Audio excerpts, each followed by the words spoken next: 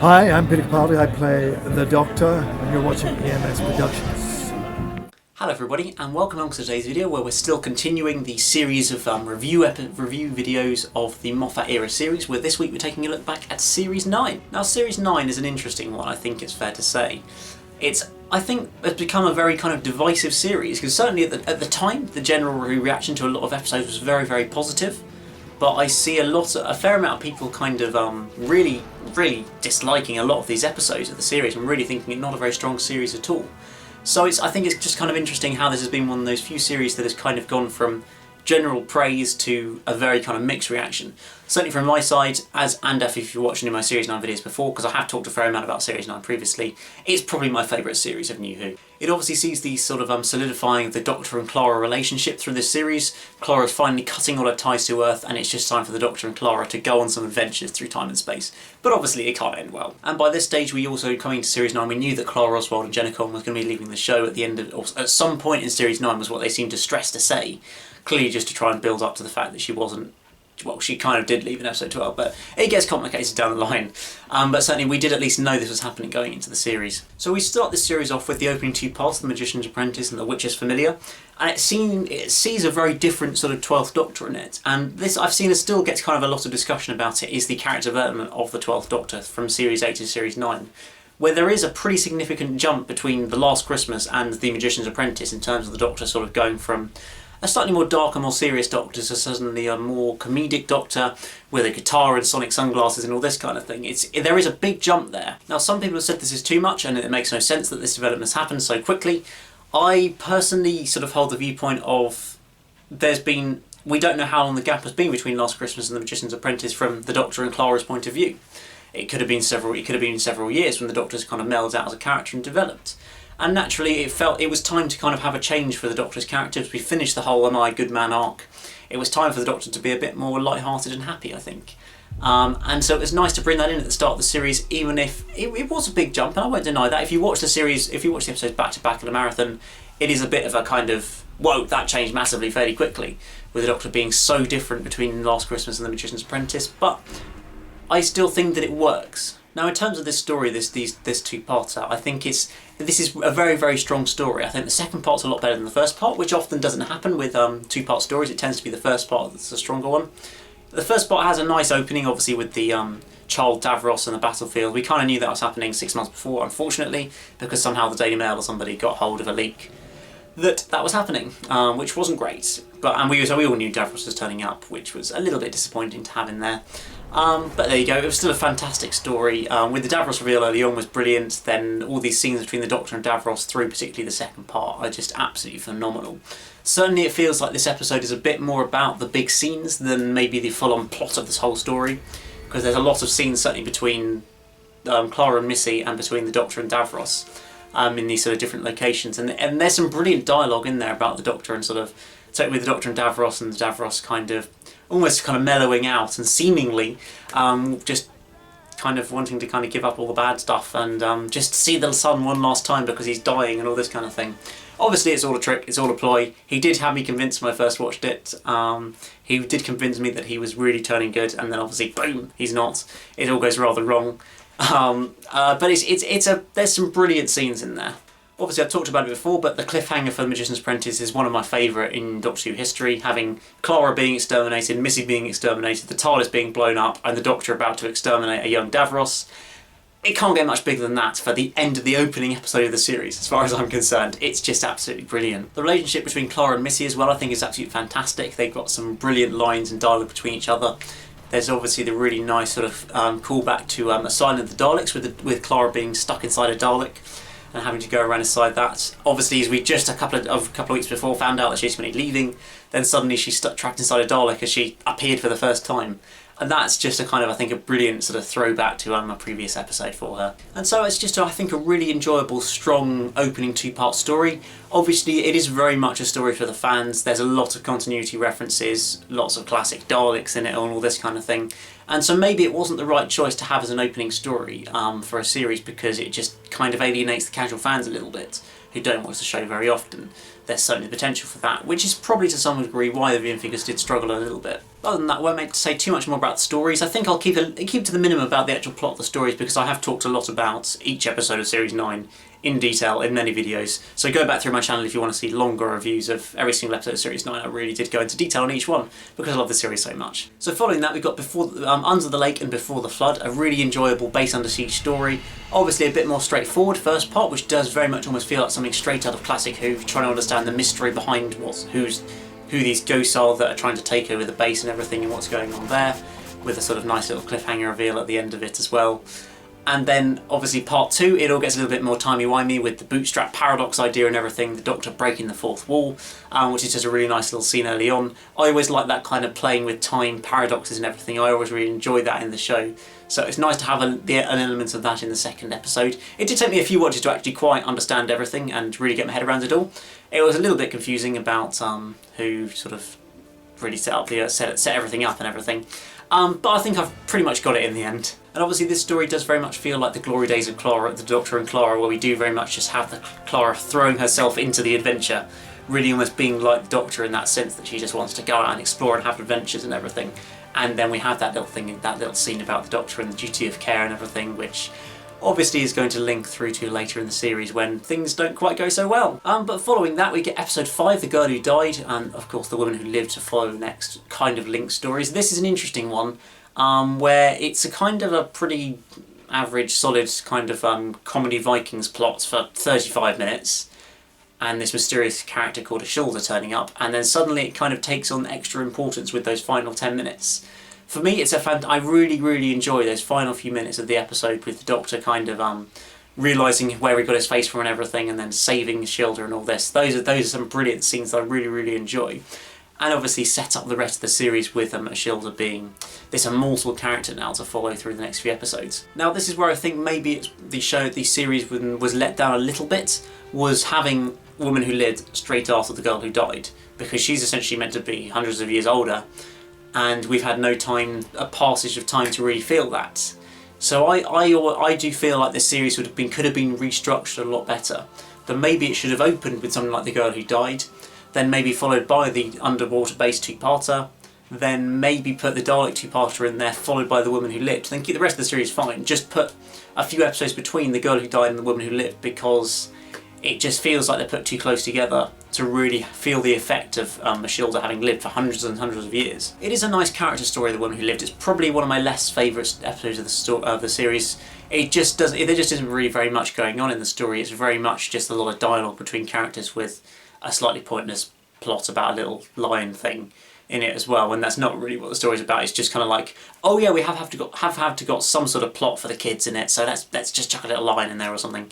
It's not great. But then bring up towards the end of the series, we have the Zygon two-parter, Invasion and Inversion, which is I find a very enjoyable story, obviously with the unbelievably good climax to the two-parter at the end of it, with the Doctor's 10-12 minute speech scene that we get, which is just there's nothing more to be said really, that hasn't been said already. It's just the best, Capaldi's best scene ever, no doubt. Heaven Sent is amazing, but as a single scene, that's his best moment. It's just remarkable. And overall as a story, it's a fairly interesting one. And Zygon Invasion is a good opening part story. It's not amazing. It's a nice setup for the series, not for the series, for this two-parter. Obviously, there's some frustrating scenes in there as well. The stupid ones with the soldiers, who are trained unit soldiers who then just go and kill themselves because they've been tricked by stupid Zygons, which just feels so unrealistic, and you're just shouting at the TV, "What are you doing? What are you doing? What are you doing, you idiots?"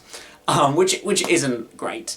And but there's still some other nice good scenes. Obviously, we have Bonnie, the Zygon Clara sort of turning up in this episode and for the next episode as well. And Jenna Coleman does a really good job of playing two really different characters, and you really do sort of buy that they are different characters, even just from like the change of hair seems to just work really well. And Jenna Coleman is fantastic at playing that sort of villainous character. It would be nice to almost see her play the role of a villain maybe in a future TV programme or film or something. I think she'd be really good at it. But then the second part is a stronger part to the episode. It's got a really, obviously the conclusion I've just said is fantastic. And that is really all about, that's what this episode is all about. It is all about that final scene. Following that, we have to address Sleep No More, which is terrible. I won't deny, it's the only clanger of Series 9. It is just absolutely terrible. It's a nice idea. They went for the found footage concept of having everything from a POV view. As soon as you see it's written by Mark Gatiss, you're like, it's not going to be great. And then he did that, and it just I had the ambition, but it failed miserably. And I'm pleased that we're not going to get a second part to that, and that Stephen basically probably said, no, we're not doing a second part of that because it was terrible, which it was. Now, these final 3 episodes are where things really sort of go up a notch, I think, for the series, where we have Clara's departure, seeming departure from the show, in Face the Raven, which is a very strong story with a fantastic final scene between the Doctor and Clara.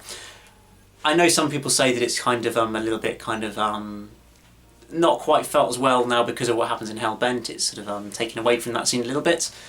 But I still think it's a very strong scene no matter what. I remember being a bit teary-eyed about it when it first aired, because it was just such a sad scene between the 12th Doctor and Clara. They've been together for so long.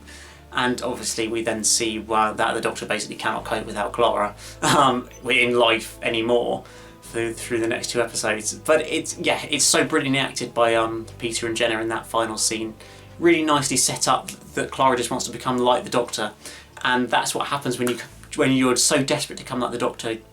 You will probably get killed or something bad will happen, because the Doctor kind of gets lucky a lot of the time and he kind of knows how to do it all. And obviously he can regenerate as well, which does help. But yeah, Clara just wants to be like the Doctor so much, and that is her downfall. So that happens. Then Heaven Sent happens, which is just the best episode of the show ever, as far as I'm concerned. I've a million times said that pretty much on my videos, because I just do, because it's just so good. Peter Capaldi in a castle for 55 minutes, and it's just utter perfection, really. Every scene is just amazing. I watch my review of it if you want to really see my thoughts on that, but there's just nothing to say about it other than I love everything about it. The direction is amazing, Peter's amazing, the music is amazing, the setting is amazing. The plot is fantastic from Stephen. It's just such a great idea to have that rotating castle and that idea of breaking through a wall by going through the same cycle over and over and over again, and as we try to work that out through this story as well. Yeah, it's amazing. Watch my review of it if you want to see more. The one frustrating thing about Heaven Sent was that we knew that Gallifrey was turning up at the end of it, because they put it in the stupid synopsis of episodes of episode 11 and episode 12 that if they break through the wall they'll get to Gallifrey, was basically what the synopsis said, which was just idiotic from the BBC. I know I shouldn't say that, but they really should have just take that spoiler out. It's such a major thing. Why would you put that in the synopsis for an episode? It just seems such a stupid idea, when it wasn't even something that's going to be seen by a massive amount of people. Only the people who actually care are going to read that synopsis. And the proper fans of the show who don't want to be spoiled. For casual fans, it doesn't really matter. So there was just no point in saying that. So that was annoying. That really was annoying. And then, well, Hellbent happened, which I know is probably the most divisive story in the show's history. I'd say it's right up there with having a lot of people who love it and a lot of people who absolutely hate it, and would never go near it ever again, or never say a good word about it, essentially. And I'm going to say a good word about it, because I do really like this story. I feel this is a good idea for a story. It is a good story. It's not what people wanted from this story, which was the main problem with the story, is it's not a Gallifrey story, which is what everybody wanted. It's a Clara story. That's what this is all about. And obviously that worked negatively, because everybody thought the Clara story's done, we just want rid of Clara, please don't bring her back again, and all this kind of thing. And then the whole, we're also going to get rid of Gallifrey straight away after 15 minutes, because that was the plan, that was the plot, that was the idea. We'll go to Gallifrey 15 minutes and then move on. We'll find Clara, we'll save her, and then we'll go somewhere else. And that I'm fine with. It felt okay, I think, to bring Clara back for this story. Although it was an ending for Face the Raven, there was still an opportunity to bring something back in. And Doctor Who isn't about death and sadness and misery, it's about hope, I think, and Clara gets a sort of hopeful exit by being able to essentially live forever. I know. But she does get to live forever, and that's the sort of positive exit of the show, rather than leaving it on such a miserable note. And once the Doctor's come through the confession dial and got out of there, what is he meant to do at this stage? Is he just going to go and blow up Gallifrey again or something like that? It felt like that was very much where the story needed to go to, was to go and try and save Clara and see what he can do. It is a really clever scene with the scenes in the diner as well, where early on we think, well, that's an echo of Clara. Then we think, oh, well, it's Clara having her mind wiped. And then by the end we realise, oh, she does actually know. It's the Doctor who's had his mind wiped, which is just brilliant. I think for that sort of scene, it's so cleverly done. sort of with us having lots of different ideas about it throughout the episode and then finally realising what's going on. It's a nice twist to have it be the Doctor who has his mind wiped. I think it's that's some of the sort of really, really great scenes for the episode. Obviously, a lot of it is more about scenes again than it is about plot. As such, with the scenes with the Doctor and Ashilda, and then the Doctor and Clara towards the end and everything, with the Doctor on Gallifrey, but the ones with Ahila and everything as well, when they're in the cloisters stuck down there and everything. That's all really well done. And then the final scene between the Doctor and Clara, when they both, well, the Doctor certainly sort of realises that this can't go on, it's got to end. He's gone through so much to try and get her back that it's got to be cut off one way or another. There's just no other option at this stage, because otherwise they are going to become the hybrid, destroy the universe, destroy Gallifrey or whatever, and it'll all go rather wrong, really. So it's just a really nice kind of twist that it's actually Clara it's actually the Doctor even who gets his mind wiped, not Clara. Because at the time, although I know it would be repetition, I remember thinking it's going to be Clara, it's going to be Clara, it is going to be Clara who gets her mind wiped. Obviously, because of the diner scene, that just makes us think that. So for it then to just actually be the Doctor, it's such a sad scene, but it's such a great kind of twist that it's actually the Doctor who's forgetting everything about Clara. And then Clara's final exit, with her becoming essentially immortal, flying off with the Ashilda and in a diner TARDIS and going and flying the universe, she becomes the Doctor, which you kind of feel is where her arc should have been leading to in the end. Okay, bad things tend to happen to people who try to become the Doctor, but Clara kind of got it in the end. And I know, for a lot of people, they're never going to be happy about this, and fair enough, if you don't like this episode, no problem at all. I do, personally, but if you don't, that's absolutely fine. And well, that brings an end to Series 9, with the Doctor kind of going off on his new adventures. It was time for it. Clara had been around a very, very long time, for the best part of 2.5 years. Well, really, she first appeared in the show in September 2012, and her final episode was in December 2015. So she'd been in the show for well over 3 years, which is a very long time for a new series companion, certainly. So that it was time for it to end, time for something to change and to move on, for the Doctor to move on to new adventures. The only way clearly for it to happen was for the Doctor to have his mind wiped. Otherwise he'd always just be sulking about and looking for Clara and everything, because he just couldn't handle the loss. So that was good that it kind of gave us a fresh, wiped the slate clean and gave us a fresh start for the show. Not so much in the Husbands of River Song, but past that into Series 10. And so I will just quickly address the Husbands of River Song as well, as it's kind of tagged onto the end of Series 9. It's literally about 2 weeks, aired about 2 weeks after Series 9 as well. So it very much just feel again like this with Series 8, just a sort of an extra ending to the series. And it's nice to have River Song back for an episode. She's not my favourite character. She's one that I don't feel strongly either way about River Song. I know a lot of people either love her or hate her again. I've just always kind of enjoyed her as a character, but don't have any massive feeling either way. But it was really good to see her playing off the 12th Doctor and Peter Capaldi for the first time, and turns out to be the only time, in the show. It was just a nice dynamic between the two of them.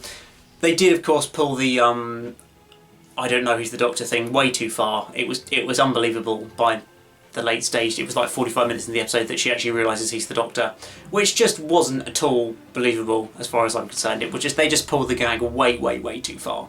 It clearly needed to happen to make the episode actually work, but it just sort of stretched too far. And you can still see those moments of sadness for the Doctor. Obviously River's saying to the Doctor, "Oh, you're sad, why are you sad?" And the Doctor's saying to River, "Why are you sad?" Because they've both just lost someone. River's lost Amy, her mum and dad, and the Doctor's lost Clara, but he doesn't quite understand at all. So there's those sort of nice scenes just kind of finishing off that, and then there's the lovely final scene with the Doctor and River still on the Singing Towers of Beryllium. That's one of my favourite scenes in a long time, I think, in the show. It's such a sort of beautiful, poignant scene where it seems to be this is the end of the Doctor and River, and then obviously the Doctor turning it around at the end and saying, actually, yeah, you've got 24 more years. And then it just sort of ends. It's an interesting ending to that episode, because it does very much feel like it's going to be the end for a while, which is what it turns out to be, essentially the end for, well, a year until the return of Dr. Mysterio, but for the actual, to a new series, 16, 17 months. So a very, very long way away. And yeah, there's no next time trailer, there's no little sort of the Doctor will return next year, there's no announcement or anything, there's just nothing. It just sort of just ends there, and it feels like, yeah, we're going to have a bit of a wait for the next series. Obviously we know now that this was meant to be Stephen Moffat's final episode. This was where it's meant to end, and someone else was meant to do Series 10. But then at the last minute they couldn't get somebody, probably they couldn't get Chris Chibnall in time, so they had to get Stephen to do Series 10, and that meant a massive delay between the two of them. which obviously was painful and disappointing and everything. But keeping this just to Series 9, I think The Husband River Song is a solid episode with a fantastic ending and final scene, but leaving it very much feeling like an end to the show and ready to start off on new adventures, obviously in rather a while. But overall, Series 9 I think is a fantastic series. For me, it is probably my favourite series of New Who. It feels like the Doctor and Clara at their best. Peter Capaldi's Doctor is really got into his stride by this point. I really like his slightly more likeable, more comedic style Doctor that he plays in Series 9. There's some really great episodes, some stories. The arc works very well, I think, and as far as I'm concerned at least, the finale does work as an episode and is a satisfying conclusion to the series. Of course, in the wider public, it was unfortunately a fairly disappointing series of viewing figures wise. They were pretty bad and then got even worse in Series 10. So it did feel like the interest was dropping slightly. Obviously there are a lot of reasons behind that, whether it be other programmes on sporting events, the time of year and everything. But it can't be denied that the series did drop maybe 1 million viewers between Series 8 and Series 9, which was quite disappointing, given that, as far as I, and a lot of people at the time at least, were concerned, it was a very quality and a very strong series. But there we go, guys. That's, I think, about all I've got to say about Series 9 now. It's, as I say, my favourite series of New Who. In terms of favourite episodes, Heaven Sent, obviously, Face the Raven, the opening two-parter, and that's probably, the top 4 episodes certainly from the series. But do let me know, guys, in the comments below what you thought of this series, what your favourite episodes are, particularly what you think about Hellbent, because I know it's a very divisive topic. I'd love to hear a few more comments on just whether you think it's terrible or not, basically. But other than that, guys, thank you very much for watching this video once again. Remember to like this video, subscribe if you're new here, and I will see you again very, very soon for another video. Goodbye.